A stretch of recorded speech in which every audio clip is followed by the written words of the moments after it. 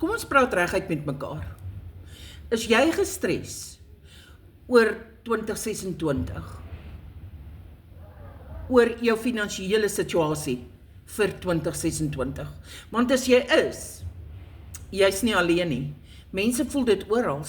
Pryse klim, salarisse staan stil, rekeninge raak meer en die stres, dis regtig stres.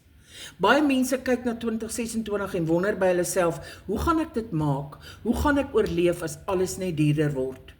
Wat as ek my werk verloor? En weet jy wat? Dis normale vrae, maar dis nie vrae wat jy moet beantwoord met vrees nie. Dis vrae wat jy moet beantwoord met 'n plan.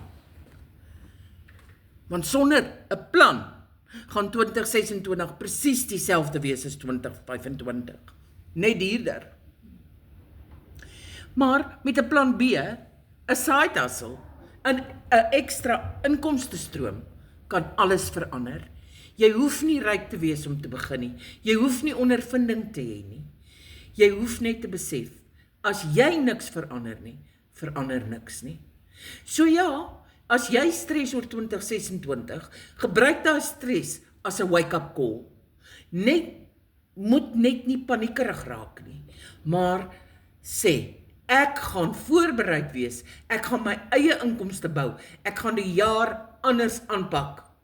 2026 hoef nie jou ondergang te wees nie, dit kan jou omdraaijaar wees, as jy nou begin. Dit kan jou omdraaijaar wees as jy nou begin.